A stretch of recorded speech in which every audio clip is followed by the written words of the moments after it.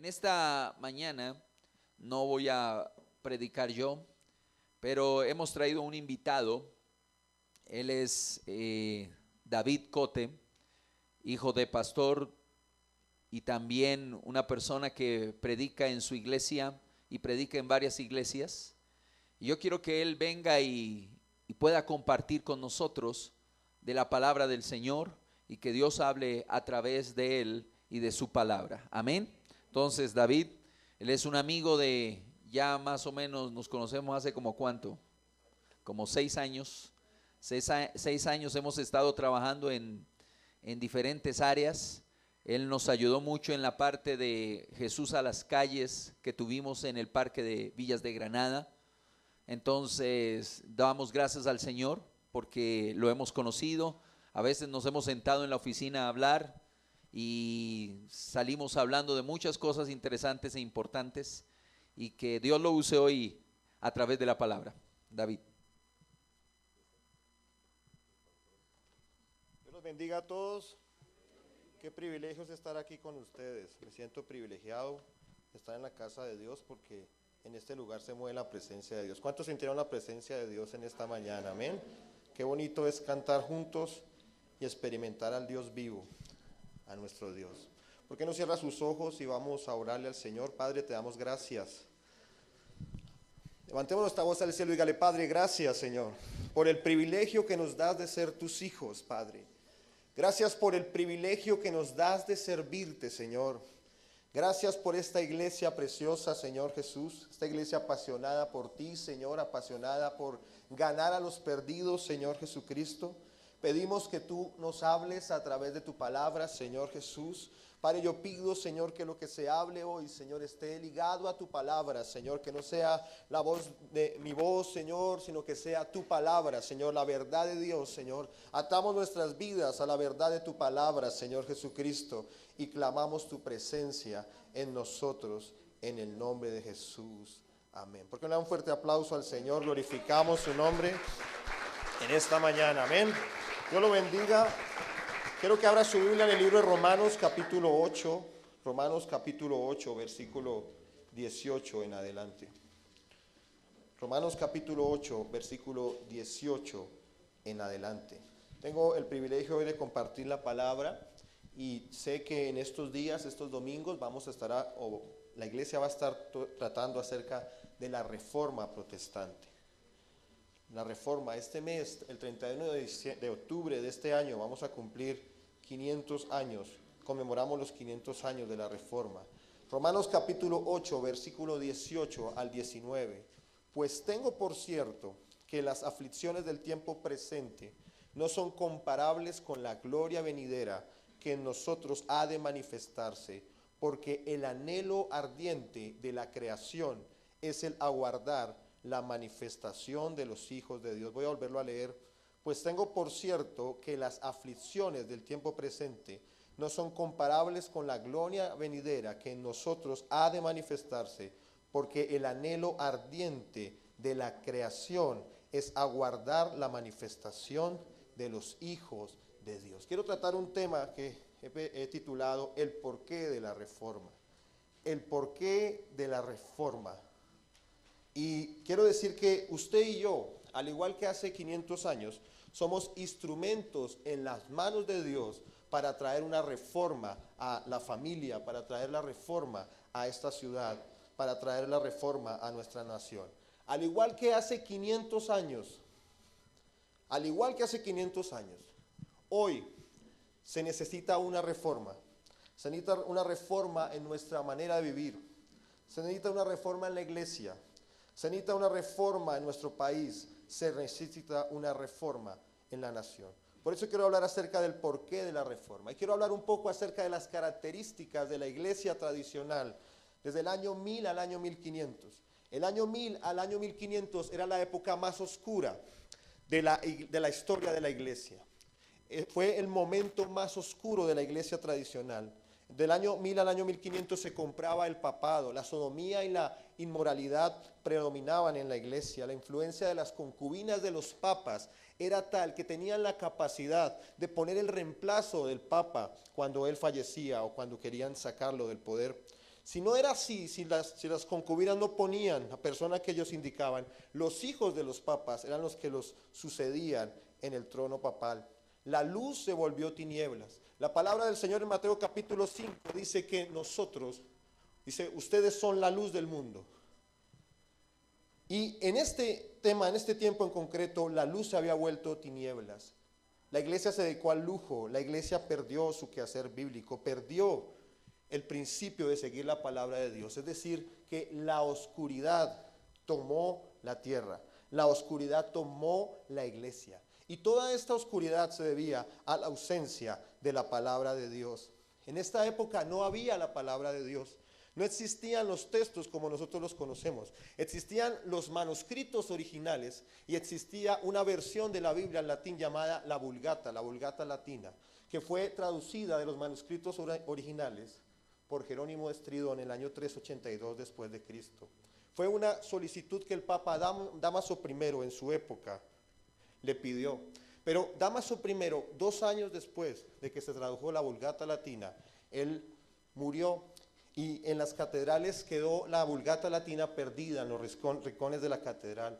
El índice de analfabetismo era muy grande, era impresionante. Es decir, el pueblo no conocía la palabra de Dios.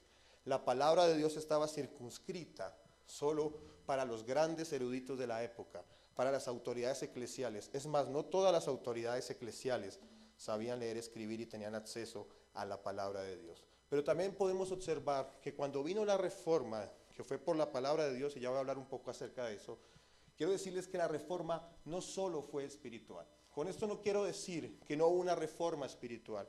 Con esto no quiero decir que no hubo un avivamiento en la iglesia. Pero quiero decirles que cuando la palabra del Señor viene, cuando la reforma actuó, no solo afectó el ámbito espiritual, sino que afectó la historia, afectó la sociedad, afectó la educación, afectó la política, afectó el Estado, afectó las leyes, afectó toda la vida en sociedad, afectó la dignidad de la mujer, afectó el arte, afectó la cultura, afectó la música, afectó la ciencia, afectó la tecnología. Donde llegó la reforma, ella trajo transformación.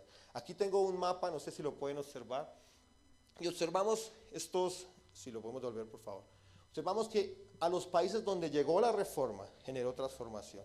Hoy observamos que son los países con el mayor desarrollo humano, son los países con la mejor calidad de vida en el norte de Europa.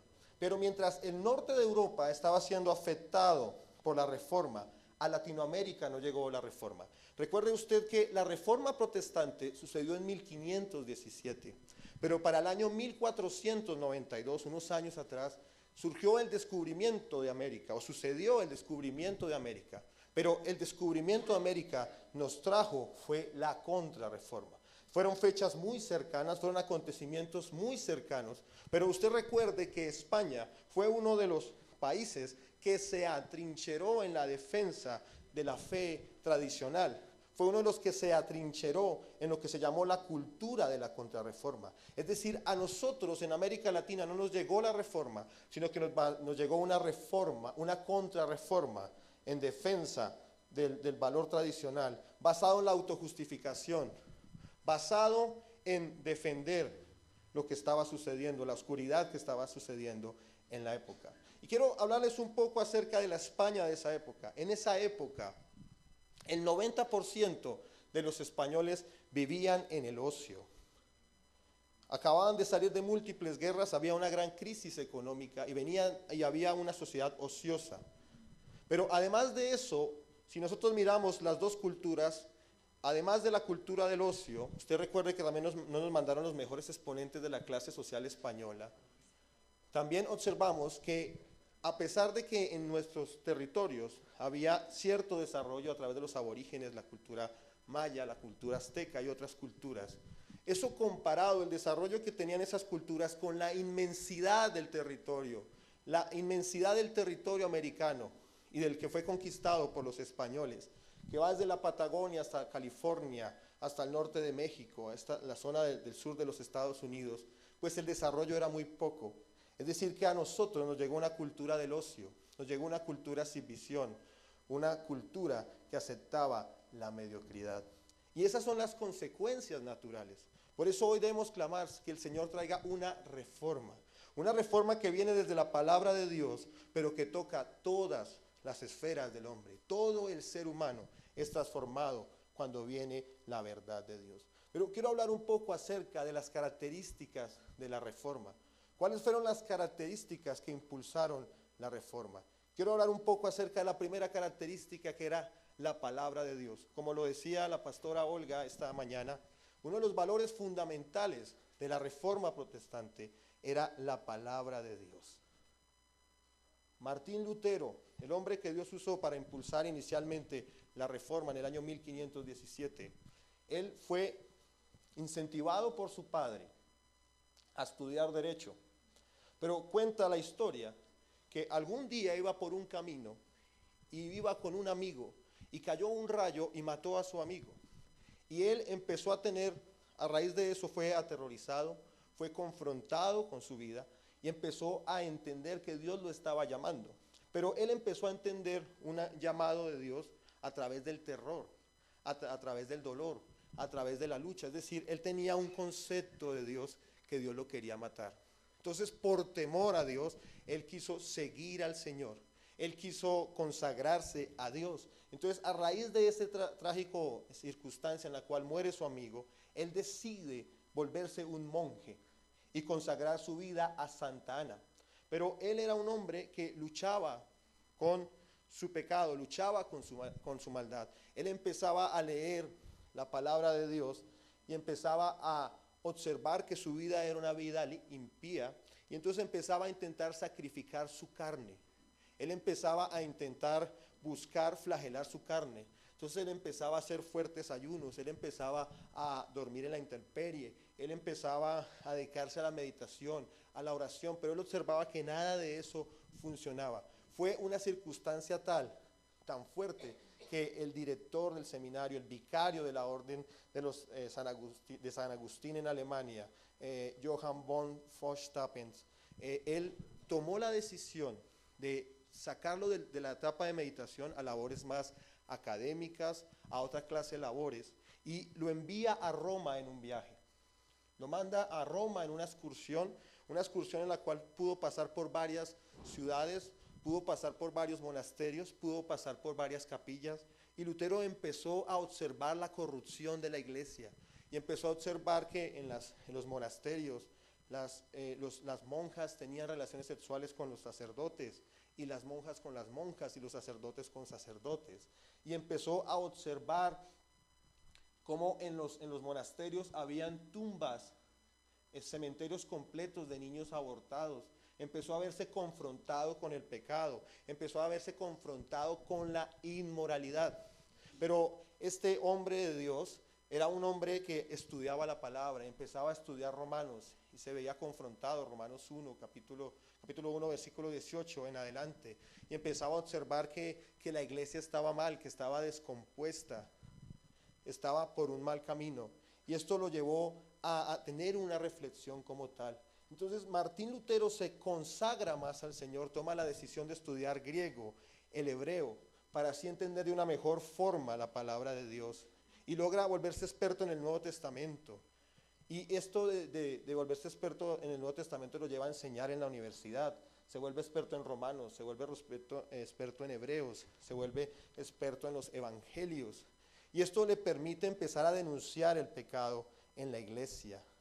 Empieza a denunciar el pecado en la iglesia, y a la par que él iba denunciando el pecado en toda Europa, había un fenómeno de descontento, había un fenómeno de indignación por lo que estaba sucediendo a través del gran oscurantismo que estaba sucediendo en la sociedad occidental, en Europa occidental. Pero hubo otras circunstancias que Dios permitió para que la reforma avanzara. Y una de esas fue que en 1450, en la década de los 50 del 1400, se inventa la imprenta.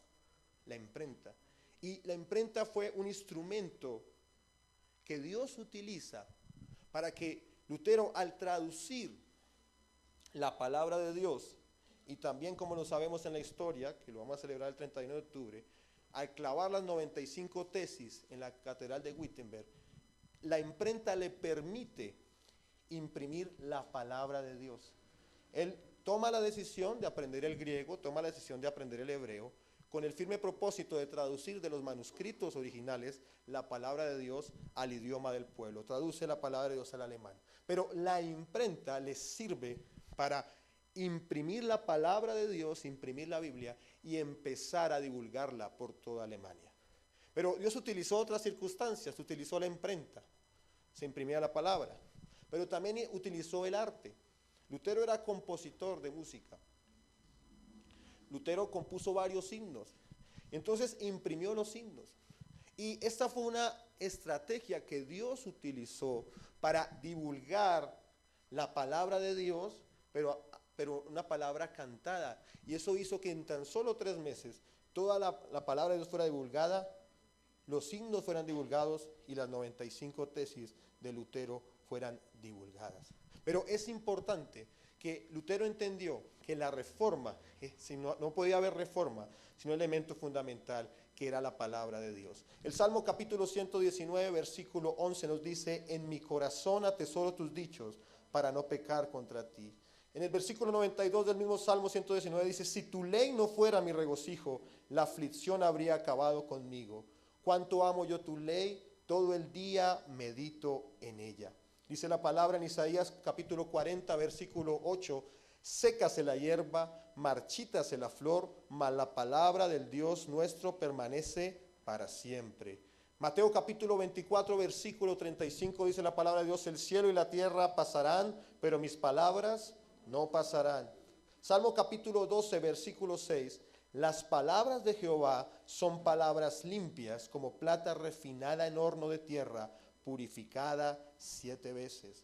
Hebreos capítulo 4, versículo 12 dice: porque la palabra de Dios es viva y eficaz, y más cortante que toda espada de 2 filos, y penetra hasta partir el alma y el espíritu, las coyunturas y los tuétanos, y discierne los pensamientos y las intenciones del corazón.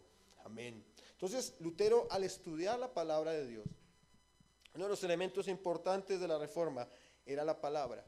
Este hombre toma la decisión de aprender los idiomas en los cuales estaba escrito los manuscritos originales para traer la palabra de Dios, porque entendió que la palabra de Dios había de ser valorada. Como le venía diciendo hace unos minutos, la palabra de Dios no estaba dada al pueblo en general. Como le dije hace unos minutos, solo existía la versión de la Vulgata latina, y el latín para esta época no era el idioma general del pueblo. Entonces Dios utilizó esto para que la palabra se divulgara. Utilizó la imprenta, utilizó los himnos, utilizó la divulgación de las tesis de Lutero para que la palabra de Dios fuera divulgada. Esto generó un cambio sin precedentes, porque Dios es fiel a su palabra. Y la palabra, al ser divulgada, cambió la forma de pensar de la gente. La gran mayoría del pueblo era personas que no sabían leer y escribir, pero a causa de la palabra de Dios, la educación fue transformada, porque las personas empezaron a aprender a leer, empezaron a aprender a escribir, a aprender a estudiar la palabra de Dios, y esto generó un cambio en el pensamiento. Por esa razón, si hoy queremos una reforma en nuestro país, si queremos una reforma en nuestra ciudad, pero lo más importante, queremos una reforma en nuestra vida y en nuestra familia, la palabra debe ser el centro. Fíjese usted que las principales universidades del mundo iniciaron como seminarios bíblicos, iniciaron como institutos de estudio de la palabra de Dios, y fueron dejando a la palabra de Dios, fueron dejando la palabra de Dios.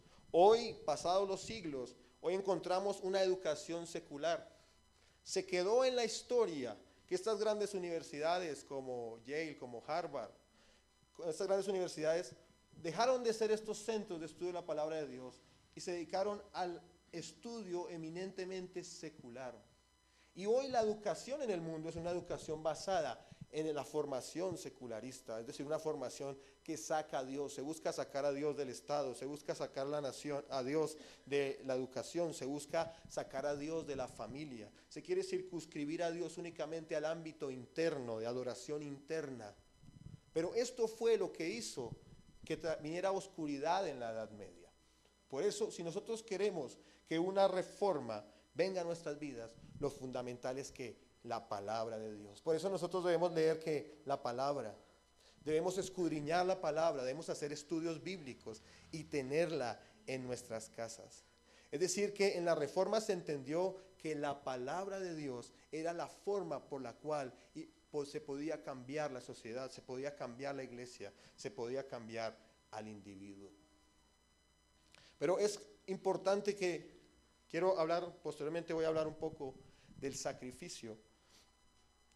Pero algo que impulsó a Martín Lutero a trabajar o a poner enfrente la reforma protestante fue Mateo capítulo 5, versículos 1 en adelante. Dice la palabra en Mateo 5, capítulo 1, dice, viendo la multitud, el sermón de la montaña, dice la palabra, viendo la multitud subió al monte, y sentándose vinieron a él sus discípulos, y abriendo su boca les enseñaba diciendo.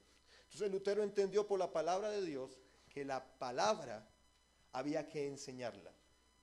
Había que enseñarla, como leíamos este versículo en alabanza, que le repetirás a tus hijos, o es el texto que sigue después de que estábamos leyendo. Hay que enseñar la palabra, debemos enseñarla en la casa, enseñársela a los hijos, enseñársela a los padres, enseñarla en la familia, enseñarla a todos. Entonces dice la palabra, viendo la multitud subió al monte, y sentándose vinieron a sus discípulos, y abriendo su boca les enseñaba diciendo, bienaventurados los pobres en espíritu, porque de ellos es el reino de los cielos. Bienaventurados los que lloran, porque ellos recibirán consolación. Bienaventurados los mansos, porque ellos recibirán la tierra por heredad. Bienaventurados los misericordiosos, porque ellos alcanzarán misericordia. Bienaventurados los de limpio corazón, porque ellos verán a Dios. Bienaventurados los pacificadores, porque ellos serán llamados hijos de Dios. Pero después dice la palabra, bienaventurados sois. Permítame. Bienaventurados los que padecen persecución por causa de la justicia, porque de ellos es el reino de los cielos. Y dice la palabra de Dios acerca de la justicia. Él entendía que había gran corrupción en esta época. Él entendía que la iglesia andaba mal y por eso clamaba por la justicia de Dios. Pero antes de Lutero había unos reformadores, que voy a hablar más adelante de ellos, que dieron su vida por causa de la verdad, que dieron su vida por causa de la justicia. Pero Lutero aún así entendía que a pesar de que ellos sembraron sus vidas, bienaventurados los que padecen persecución por causa de la justicia, porque de ellos es el reino de los cielos. Después decía, bienaventurados sois cuando por mi causa os vituperen y os persigan y digan toda clase de mal contra vosotros, mintiendo. Gozaos y alegraos, porque vuestro galardón es grande en los cielos, porque así persiguieron a los profetas que fueron antes de vosotros. Pero viene este texto en el cual dice, vosotros sois la sal de la tierra. Entonces Lutero observaba que la sal de la tierra, la iglesia de Cristo, la sal de la tierra, se había corrompido. Y se aplicaba literalmente este versículo que decía, vosotros sois la sal de la tierra, pero si la sal se desvaneciere, ¿con qué será salada? No sirve más para nada, sino para ser ¿qué? Echada fuera y hollada por los hombres. Pero continúa la palabra de Dios diciendo, vosotros sois ¿qué? La luz del mundo. Y observaba a Lutero que la luz del mundo se había vuelto en oscuridad. Tan tremendo que esta época de la historia se conoce como el oscurantismo. ¿Por qué? Porque la luz del mundo se había ¿qué? Oscurecido, se había apagado. Vosotros sois la luz del mundo, una ciudad sentada sobre un monte, no se puede esconder, ni se enciende una luz y se pone debajo de un almud. Es decir, que las verdades de Dios debían salir, sino se pone sobre el candelero para que alumbre a todos los que están en casa. Y observaba Lutero este texto que dice, así alumbre vuestra luz en medio de ¿qué? O delante de los hombres, para que vean sus buenas obras y glorifiquen a vuestro Padre que está en los cielos. Es decir, la palabra de Dios fue la clave de la reforma. Y la palabra de Dios es la clave para que hayan cielos abiertos en estos tiempos de dificultad en estos tiempos de adversidad. Es decir, por la palabra de Dios, Lutero entendió 5, que las hemos llamado las solas. Solo Cristo, por la palabra entendió Lutero, solo Cristo. Es decir, no hay ningún mediador entre Dios y los hombres, sino Jesucristo, hombre. Solo Cristo, solo gracia, la salvación solo por gracia, solo fe, solo escritura y solo le damos la gloria a Dios. Por la palabra de Dios se entendió esto. Pero otra característica que quiero trabajar, que es importante, porque Dios nos está hablando que hay una reforma que también debe venir en este momento. Hoy estamos observando que la apostasía ha tomado la iglesia. Hoy estamos observando que a pesar de que los porcentajes de cristianos en nuestros países han aumentado, hay países que hablan del 30%, hay países que hablan incluso del 50% de cristianos, pues los países siguen igual. Es decir, el pecado abunda, la corrupción abunda, la injusticia en el mundo abunda, y es evidente que la palabra de Dios dice que se aumentará la maldad. Pero observamos que en la reforma protestante, la palabra de Dios trajo una transformación sin precedente. Y si nosotros queremos hablar de una reforma, así como sucedió en 1517, tenemos que decir que otro de los elementos importantes de la reforma protestante fue el sacrificio. No hay reforma sin sacrificio. Dígale al que está a su lado, no hay reforma sin sacrificio. Pero el sacrificio es más que el esfuerzo. El sacrificio no es esfuerzo, el sacrificio es más que esfuerzo. Quiero que abra su Biblia en Éxodo capítulo 22, versículo 7. Éxodo capítulo 22, versículo 7 dice la palabra de Dios. Éxodo capítulo 22, versículo 7.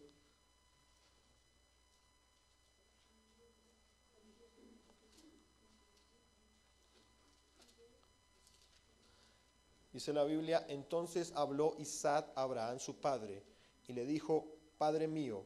Y él respondió, heme aquí. Y él dijo, he aquí el fuego y la leña, mas ¿dónde está el cordero para el holocausto? Y respondió Abraham, Dios se proveerá de cordero para el holocausto. Estamos en Éxodo 22. Génesis 22, 7. Y respondió Abraham, Dios se proveerá de cordero para el holocausto, hijo mío, e iban juntos. Y cuando llegaron al lugar que Dios les había dicho, edificó allí Abraham un altar y compuso la leña, y ató a Isaac su hijo, y lo puso en el altar sobre la leña. Y extendió Abraham su mano y tomó el cuchillo para degollar a su hijo. Entonces el ángel de Jehová le dio voces desde el cielo y dijo, Abraham, Abraham, y él respondió, heme aquí. Y dijo, no extiendas tu mano sobre el muchacho, ni le hagas nada, porque ya conozco que temes a Dios, por cuanto no me rehusaste tu hijo, tu único. Es decir, quiero hablar un poco acerca del sacrificio. Que el sacrificio es más que esfuerzo. El sacrificio implica hasta dar la vida por Cristo. El sacrificio, no estamos hablando del sacrificio de salvación, porque el Señor ya pagó la salvación por nosotros, pero sí habla del sacrificio de no vender los principios, de no vender la palabra de Dios. Es decir, ese sacrificio de dar todo por la verdad de Dios. Y ese sacrificio es el que hoy, al igual de 500 años, la falta de ese sacrificio es el cual nos tiene en una iglesia que no es relevante, en una iglesia en la cual no hay fuego, en una iglesia que no hay pasión por ganar las almas, en una iglesia que está conformada a la rutina, porque es una iglesia que hace mezclas, porque es una iglesia que vende los principios de Dios por los principios de este mundo. Pero el sacrificio implicaba más que un esfuerzo. Aquí observamos que en este texto que estamos viendo aquí, observamos temas de esfuerzo como temas de sacrificio. Por ejemplo, ¿qué actitudes o qué acciones mejor de esfuerzo observábamos? Observamos cargar la leña, cargar el cuchillo, armar el altar. Pero ¿qué vimos el sacrificio cuando Abraham toma el cuchillo y va a sacrificar su hijo, su único hijo, el hijo de la promesa. Esta era una actitud de sacrificio. Es decir, que la reforma implica más que un simple esfuerzo. La reforma implica sacrificio. La reforma implica hasta dar la vida por el Señor Jesucristo. ¿Cuántos dicen amén? Amén. Pero quiero hablar de tres personas que nos hablan de el sacrificio. Tres personas que con su vida entregada para Dios abrieron la puerta a través del sacrificio para que los cielos fueran abiertos y viniera la reforma. Quiero hablar de tres personas que vivieron antes de la reforma, pero tres personas que vivieron después de Cristo. ¿Por qué quiero decir después de Cristo? Porque hoy en la iglesia se habla mucho de que ya para qué orar, para qué buscar de Dios. Dios ya pagó el precio, el Señor ya pagó el precio. Pero observamos que después de Cristo, y cuando vino una de las épocas más oscuras para la humanidad, hubo hombres de sacrificio que dieron su vida para que los cielos fueran abiertos y viniera una reforma. El primero es John Wycliffe. John Wycliffe, un prereformador de 1320 a 1384. Este hombre era un intelectual, era un teólogo, era un abogado de la Universidad de Oxford. Este era un hombre con hambre por la palabra de Dios, aprendió el griego, aprendió el hebreo, tradujo la Vulgata latina al inglés. Y él, ¿cuál fue su labor de sacrificio? ¿Cuál fue su acción de sacrificio? Él rebatió la doctrina de la transustanciación. Él, por la palabra de Dios, empezó a observar la doctrina de la transustanciación. La transustanciación era una doctrina que había traído Tomás de Aquino, basado en las doctrinas aristotélicas, el cual considera que cuando el sacerdote presenta el vino y presenta el pan, de manera literal, el pan se convierte en el cuerpo de Cristo y el vino se convierte ¿en qué? En la sangre de Cristo. Él empezó a rebatir esta doctrina. Pero a causa de esto, en 1414, se fue levantado un concilio que se llamó el Concilio de Constanza, en el cual fue juzgado, fue condenado como hereje y fue mandado a ser quemado en la hoguera, fue quemado. Pero algo sucedió, una circunstancia importante aquí. John Wycliffe, durante un periodo en el cual, el periodo entre la sentencia de condena de herejía, la sentencia para ser quemado en la hoguera y la ejecución de su pena, él murió. Él murió. Entonces, la iglesia tradicional lo que hizo fue que desenterró sus restos, exhumó sus restos y los quemó. Los quemó y quemó todos los escritos que él había hecho sobre la protesta hacia la iglesia tradicional. Sin sacrificio no hay reforma. Juan Hus, otro prereformador que entregó su vida por la verdad de Dios. 1400. John Wycliffe no era sacerdote, Juan Hus sí era sacerdote. En 1400 fue ordenado como sacerdote. Él vivió entre 1369 y 1415. En 1400 fue ordenado como sacerdote. Predicó. ¿Cuál fue el trabajo que él hizo? ¿Cuál fue el sacrificio que él hizo? El mensaje de Juan Hus era concretamente contra la idolatría.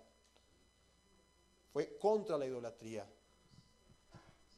Él, por la palabra de Dios, entendió que el único Dios es el Señor que está en los cielos y que no se le rinde pleitesía a ningún santo, no se adora a ninguna imagen, como lo dice la palabra de Dios. Y él denunció la idolatría. Él denunció que algunos de los santos habían sido canonizados a través de falsos testimonios, es decir, se habían inventado los aparentes milagros que estos santos habían hecho. Usted recuerda que el proceso de canonización tiene tres etapas. Una es que es hijo de Dios, otra es beato, y ya posteriormente, si se logra comprobar, según la Iglesia Católica, que este hombre o mujer que está en proceso de canonización hace 2 milagros, o si es un mártir, hace un milagro, entonces en ese orden de días pues se le declara como santo, que es decir, un intermediario entre Dios y los hombres. Y entonces Juan Hus empezó a atacar la idolatría, empezó a denunciar que esos milagros eran falsos, eran mentirosos. Y esto pues le costó también su vida. En 1415 fue capturado Estuvo 7 meses en juicio y fue quemado en la hoguera. Pero algo tremendo, este hombre de Dios estaba en la hoguera, estaba a punto de morir, una muerte horrible. Él murió cantando alabanzas al Señor. Al igual que en el primer siglo los cristianos morían cantando, este hombre murió cantando alabanzas al Señor. ¿Cuánto le dan la gloria a Dios? Amén. Gloria a Dios. Otro prerreformador, otro hombre de sacrificio, Jerónimo Savonarola. Jerónimo Savonarola, 1452-1498, italiano de Florencia, sacerdote dominico, profeta, era un profeta, profetizaba en las reuniones, él dirigía las reuniones, dirigía las misas, y él empezaba a dar profecía, y sus profecías comenzaban a cumplirse.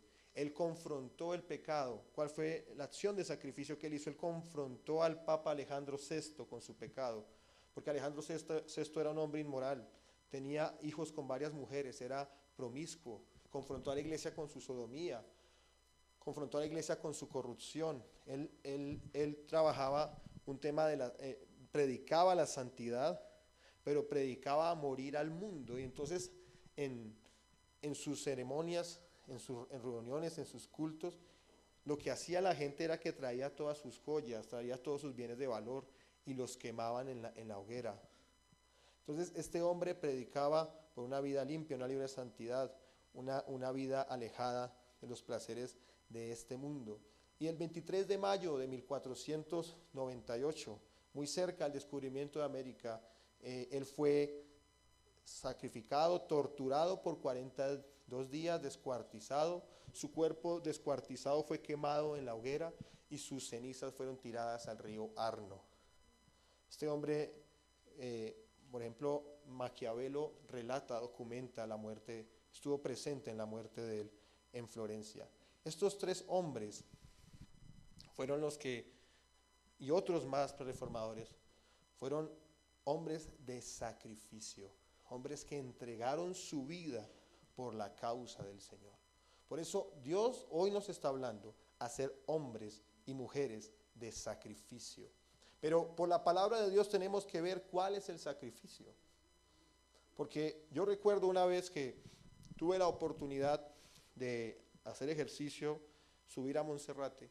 Yo observaba a 2 ancianitas muy devotas, con una camándula en su mano y subiendo Monserrate de rodillas.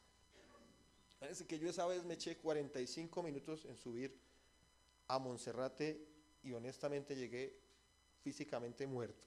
Bueno, era la primera vez que lo hacía. Y yo decía, si yo llegué muerto, ¿cómo serán estas 2 ancianitas subiendo de rodillas a Monserrate? Entonces, tenemos que ver por la palabra de qué sacrificio habla la reforma. Dice la palabra de Dios en Romanos capítulo 12, versículo 1. Romanos capítulo 12, versículo 1, dice la palabra: así que, hermanos, os ruego por la misericordia de Dios que presentéis vuestros cuerpos en sacrificio, ¿qué? Vivo, santo, agradable a Dios, que es vuestro culto racional.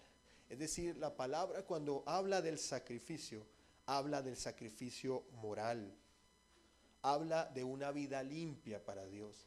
Proverbios capítulo 17, versículo 3, lo quiero leer en la nueva versión internacional, dice: en el crisol se prueba la plata y en el horno se prueba el oro, pero al corazón lo prueba ¿qué?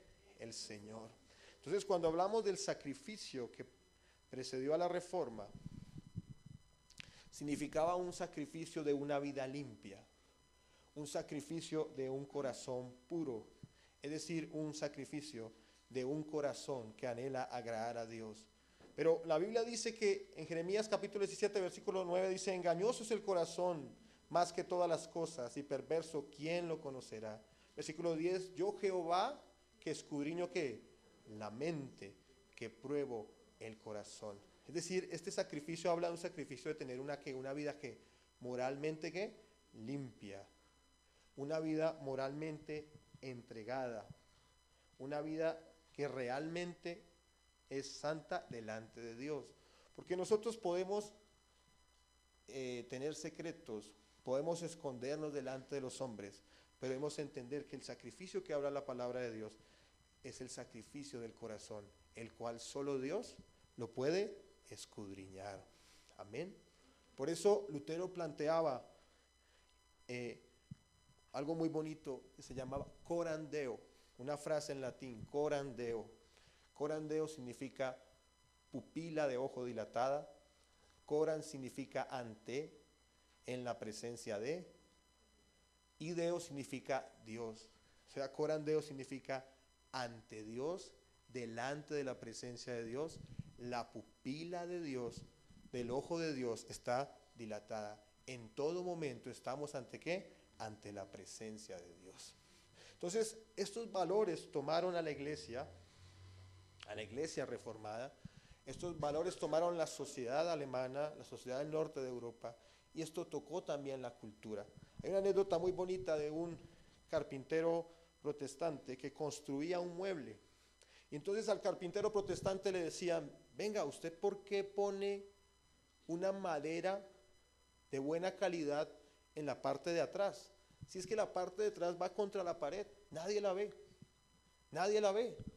Y entonces este carpintero decía, yo no hago este mueble para el que me lo compra, lo hago para Dios, coram Deo, porque ante la presencia de Dios, ¿qué? Estamos. Y también le preguntaban, pero usted ¿por qué pinta ese mueble por dentro? Nadie lo ve por dentro, coram Deo, ante la presencia de Dios estamos. ¿Sabe cuál es el problema de nosotros? Que somos unos en la iglesia, somos unos en apariencia, pero afuera somos otros. Y lo que el Señor nos está hablando es que este sacrificio es un sacrificio que nosotros somos el sacrificio de alabanza para Dios. Es decir, estamos ante la presencia de Dios en todo momento. Pero otra de las características del sacrificio que antecedió a la reforma era el sacrificio de alabanza. Hebreos capítulo 13, versículo 15 dice, así que ofrezcamos siempre a Dios por medio de él sacrificio de alabanza. Es decir, fruto de labios que confiesa su nombre.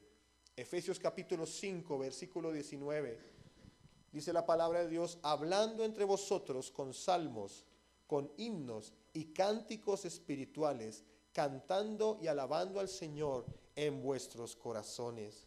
Versículo 20, dando siempre gracias por todo al Dios y Padre, en el nombre de nuestro Señor Jesucristo. Es decir, que el sacrificio de la reforma, y si nosotros queremos ver una reforma en nuestro hogar, en nuestra familia, en la iglesia, en el país, en la ciudad, uno es el sacrificio de una vida moral limpia. Uno es el sacrificio de entender que estamos en todo momento ante la presencia de Dios y todo lo que hacemos, no solo las labores espirituales, no solo el ministerio a Dios, no solo el servicio a Dios, sino también nuestra familia, cómo relacionamos con nuestra familia, cómo trabajamos, es alabanza a Dios. ¿Es un sacrificio de qué? Alabanza al Señor. Tercera característica del sacrificio, era el sacrificio de servir a los demás. Hebreos capítulo 13, versículo 16. Dice la palabra de Dios, y de hacer bien y de la ayuda mutua, no os olvidéis, porque de tales sacrificios que se agrada Dios. Marcos capítulo 10, versículo 45, porque el Hijo del Hombre no vino para ¿qué? Ser servido, sino para servir y para dar su vida en rescate por muchos. Si el mismo Señor Jesucristo, el Hijo de Dios, deja la gloria de los cielos, o deja su gloria en los cielos, se rebaja la condición de hombre, habita entre nosotros y sirve a los demás, cuanto más nosotros debemos hacerlo. Por eso la iglesia debe ser una iglesia que sirve a los demás. Y gloria a Dios, felicito a esta iglesia y honro al Señor por ello, porque usted es una iglesia que les gusta servir a los demás. Es una iglesia que les gusta salir afuera, salir a las calles, a servir a los demás y a llevar el mensaje de salvación. Pero la iglesia en general es una iglesia que no le interesa servir a los demás. Es una iglesia que simplemente está desconcentrada buscando sus bendiciones personales. Simplemente busca a Dios por su proyecto personal, simplemente busca a Dios por su sueño personal. Pero el sacrificio que demanda una reforma es un sacrificio también de servir a los demás. Juan capítulo 13, versículo 3 dice, sabiendo Jesús que el Padre le había dado todas las cosas en las manos y que había salido de Dios y a Dios iba, se levantó de la cena y se quitó su manto y tomando una toalla se la ciñó. Luego puso agua en un lebrillo y comenzó a lavar los pies de los discípulos y a enjugarlos con la toalla con que estaba ceñido. Es decir, el Señor Jesucristo dio una demostración, dio un ejemplo de servicio. El mismo Hijo de Dios se toma una toalla y toma agua y toma un lebrillo y empieza a lavar los pies de sus discípulos. Es decir, que cuando hablamos del sacrificio, es el sacrificio de servir a los demás. No hay reforma sin sacrificio. Dígale que está a su lado, no hay reforma sin sacrificio. Pero hablamos de 3 clases de sacrificio. Dígale, un sacrificio de una vida moral limpia. Un sacrificio, el sacrificio de alabanza a Dios. Y el sacrificio de servir a los demás. Estos fueron los 2 valores fundamentales. La palabra de Dios. La palabra de Dios llegó a la sociedad europea y transformó la vida espiritual, transformó la vida intelectual, cambió la sociedad. El sacrificio que precedió a la reforma abrió los cielos para que la reforma viniera. Pero hay otras 3 características también importantes de la reforma protestante. La tercera era el trabajo. Era el trabajo. Entonces, en la Edad Media, esto fue evolucionando posteriormente, en la Ilustración también sucedió, pero antes de la Reforma empezó a acuñarse el término secularización, empezó a acuñarse el término proceso de secularización, es decir, deslindar lo espiritual de lo terrenal, sacar a lo espiritual de lo terrenal, hasta cierto punto, porque es evidente que en la Edad Media había superstición, todo lo que sucedía se entendía desde un punto de vista supersticioso, hasta cierto punto esto fue conveniente, pero hizo un daño también cultural, porque en la Edad Media, en el único lugar donde la gente escuchaba de Dios, eran los templos, en el único lugar, porque como no había palabra, no se entendía de una comunión íntima con Dios, en el único lugar donde la gente escuchaba de Dios eran los templos, eran las capillas, eran las catedrales. Entonces empezó a haber una separación entre lo santo y lo secular, es decir, lo santo eran las labores de la iglesia, lo santo era escuchar la homilía, lo santo era la oración, y lo secular eran las otras labores. Entonces empezó a hacerse una distinción. Esto fue profundizado en la Ilustración, cuando los filósofos de la Ilustración empezaron a sacar a Dios y decían, todo es por la razón, todo es por el razonamiento lógico. Entonces empezó a distinguirse, a hacer una separación entre lo santo y lo secular. Es decir, que en el concepto cultural que aún predomina en nosotros, hay una separación entre lo espiritual es la profesión o la vocación del pastor, el llamado del pastor, lo espiritual es el ejercicio del liderazgo, lo espiritual es el evangelizar, lo espiritual es la adoración, es el cantar, es ejercer un llamado, es ejercer un ministerio, y lo secular es trabajar, es construir, es cocinar, es manejar, los músicos es ensayar, es barrer. Es decir, hay una distinción entre lo espiritual y lo secular. Pero la visión de Lutero acerca de la vida y concretamente del trabajo estaba basada en el principio corandeo ante la presencia de Dios. Es decir, que todo lo que hacía el hombre era una vocación dada por Dios, todo lo que hacía el hombre era un llamado de Dios y todo el trabajo era un ministerio para Dios. Es decir, para Lutero, tanto trabajar en una oficina o en esa época en trabajar en las acciones de la época como servir a Dios en una iglesia era un ministerio. Era tan santo predicar en un púlpito, evangelizar a otra persona, como hacer una labor en un banco, en una oficina.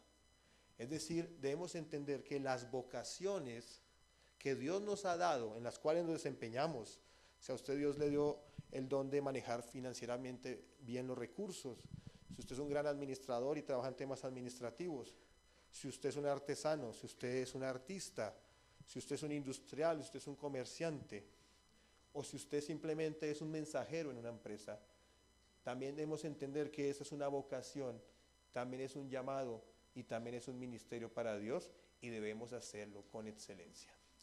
Por esa razón, usted observa incluso hoy las grandes diferencias entre los países del sur de Europa con los del norte de Europa, porque la palabra de Dios y la reforma transformó todas las áreas, incluyendo el trabajo. Otra de las grandes características de la reforma protestante fue el autogobierno.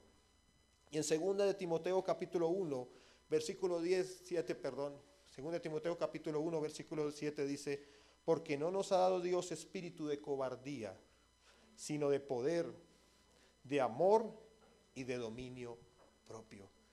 Es decir, que Dios le dio la facultad al hombre de gobernarse a sí mismo. Dios le dio la facultad al hombre de ejercer un dominio propio. Dios le dio la facultad al hombre de controlar sus emociones. Dios le dio al hombre la facultad de controlar su forma de vivir, controlar su vida, su manera de actuar, su manera de relacionarse con los demás.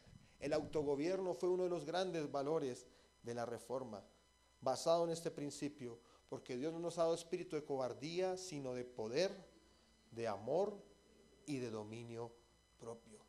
Y esto hizo algo importante, porque se acuñó un valor muy importante establecido por Lutero que dice, solo personas morales construyen sociedades justas y prósperas. Es decir, que el valor del autogobierno, el valor de ser una persona que controla sus emociones, que controla sus instintos, que vive una vida moral conforme a los principios de Dios, traía transformación, traía restauración.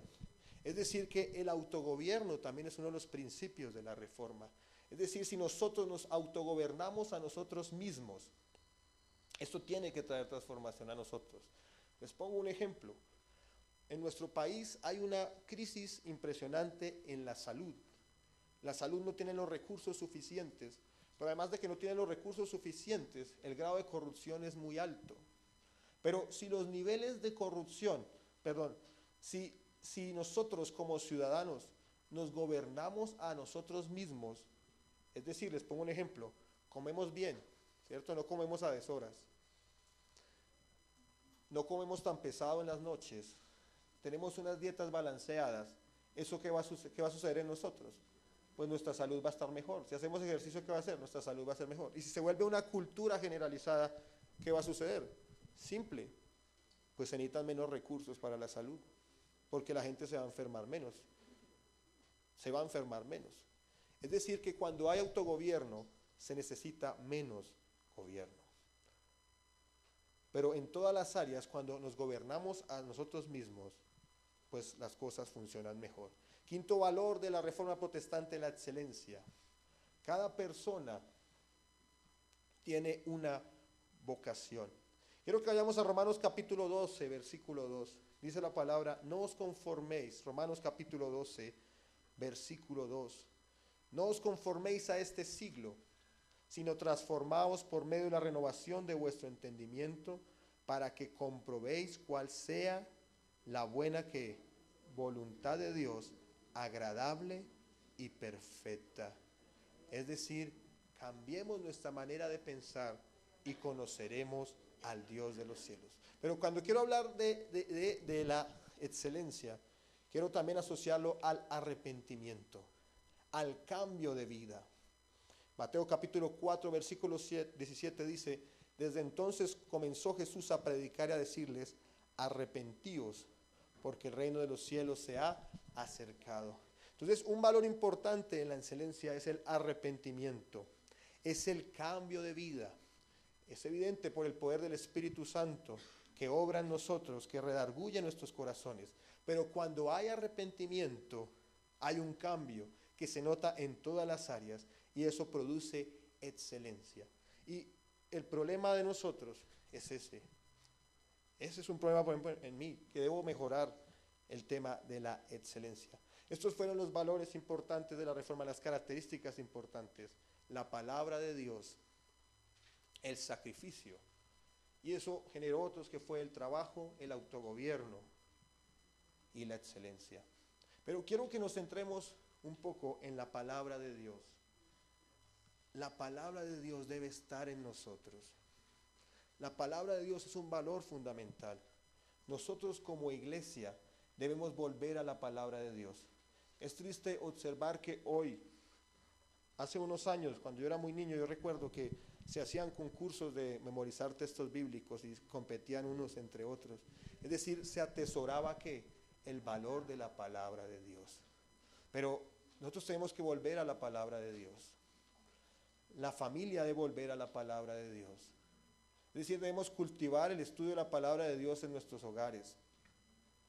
Pero también, esto es importante, los colegios y las universidades deben volver a la palabra de Dios.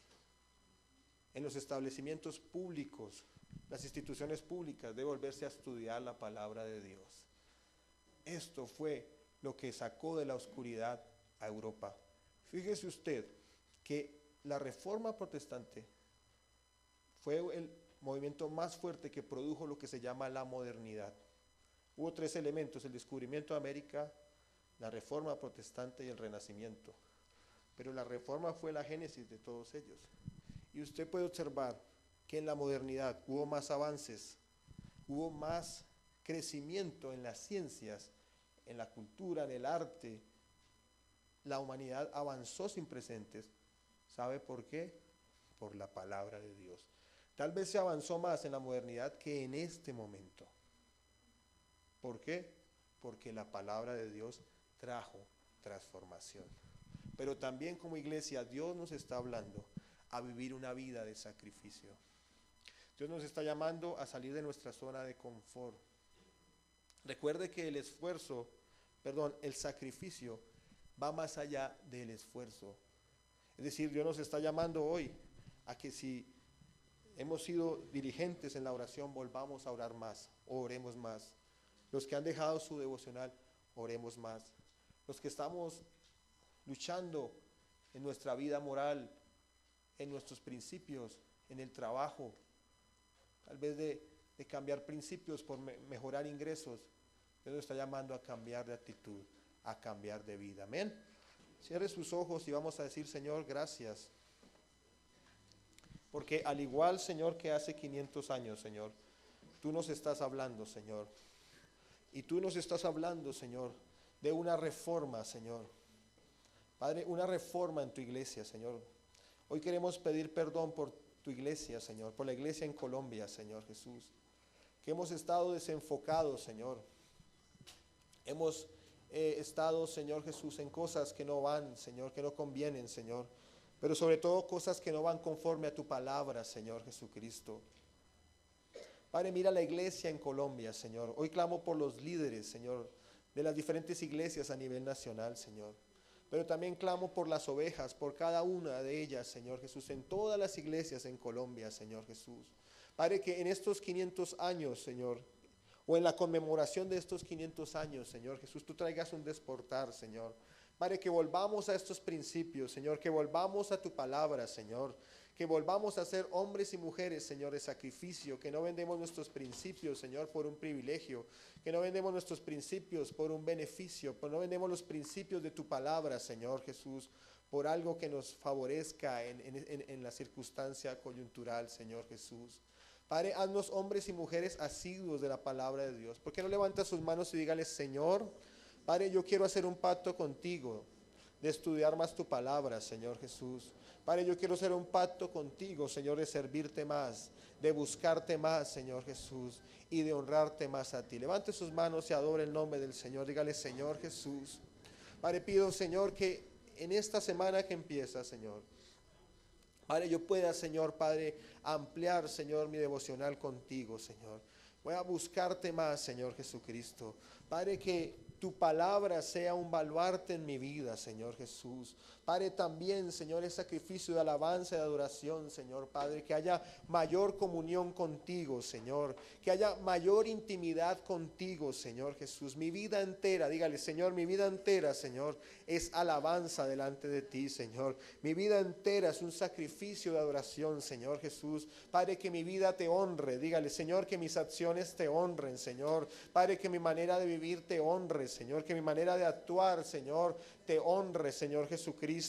Padre, hoy clamamos, Señor Jesucristo, que seamos hombres y mujeres, Señor. Padre, servidores, Señor Jesús, que sirvamos a los demás, oh Dios. Padre, gracias por lo que tú has traído a esta iglesia en el servicio, Señor. Lo que tú has traído a esta iglesia en el evangelismo, Señor. Padre, que en este nuevo tiempo, Señor Jesús, tú, Padre, Señor, traigas mayor fuerza, Señor, mayor amor, Señor. Gracias por el remanente que estás utilizando, Señor. Pero que toda la iglesia, Señor, entremos, Señor, en ese amor, en esa pasión por los perdidos, Señor, en esa pasión también por servir, Señor Jesús. Padre, en esa pasión por honrarte, Señor Jesucristo. Lo clamamos a ti, Señor Jesús. Padre, Señor, en ti ponemos nuestras vidas, Señor, nuestra vida moral, Señor Jesús. Mira, Señor, al hermano, a la hermana que está luchando, Señor Jesucristo. Padre, que está en tentación, Señor Jesucristo. Padre, Señor, hoy clamamos al Espíritu Santo que tenga misericordia de nosotros, Señor. Padre, haznos una iglesia que viva en santidad, Señor. Haznos una iglesia que te honre, te agrade a través, Señor, de vivir en santidad, de honrarte, Señor. Padre, con nuestra manera de ver a las personas, con nuestra manera, Señor, de relacionarnos, Señor Jesucristo. Padre, nuestra manera de hablar a los demás, Señor. Padre, toda actitud del corazón, Señor Jesús, de soberbia, Señor. Padre, o actitud también de lujuria, Señor. O todo lo que, Señor, corte, Señor. Padre, esa vida moral limpia delante de ti, Señor Jesús. Pedimos al Espíritu Santo que Él sea redarguyendo los corazones, Señor Jesús. Padre, pedimos al Espíritu Santo, Señor, Padre, que Él sea poniendo dominio propio en nosotros, Señor. Padre, sea poniendo, Señor, como dice tu palabra, el querer como el hacer por tu buena voluntad, en el nombre de Jesús, Señor Jesús. Padre, gracias, Señor, porque has utilizado a estos hombres de Dios y muchos otros en toda la historia, Señor Jesús. Hombres entregados, hombres y mujeres que dieron su vida, Señor, por la causa tuya. Aquí también en Colombia, Señor Jesús, hombres y mujeres que entregaron toda su vida, Señor, que murieron también a causa tuya, perseguidos, Señor Jesucristo. Pero la pasión, Señor, el fuego de tu Espíritu estaba en ellos, Señor. Así seamos hombres y mujeres que te amamos, Señor. Mira cómo la comodidad ha adormecido a la iglesia, Señor, en general, Señor. Mira, Señor, cómo, Señor, la tranquilidad, Señor. Mira cómo la libertad que ha habido estos últimos años, Señor. Padre, nos ha acomodado una tranquilidad, Señor. Nos ha acomodado, Señor Jesús, a un tiempo de adormecimiento, Señor Jesucristo. Te damos gracias porque ha sido un privilegio también vivir en la libertad, vivir, Señor, en el espacio en el cual podemos divulgar, Señor, predicar el evangelio, podemos reunirnos con libertad, podemos clamar a ti, Señor, podemos adorarte con toda libertad en cualquier lugar, Señor Jesucristo. Padre, pero pedimos, Señor, que al igual como en estas épocas fuertes de persecución, Señor Jesús, Padre, haya una iglesia que te ame, hay una iglesia que te honre y que esa pasión no se pierda, Señor, que esa pasión no se pierda, Señor, Padre, sino que en nosotros esté tu gracia, en nosotros esté tu presencia, Señor. Te adoramos, Señor Jesús. Gracias, Señor Jesús. Te adoramos, Señor Jesús. Te adoramos, Señor Jesús. Te adoramos, Señor. Adoremos al Señor en esta mañana. Te adoramos, Señor. Soplan vientos de cambio. Tu luz sigue brillando, mi corazón está despertando al sonido de tu voz. Hoy clamamos por una reforma.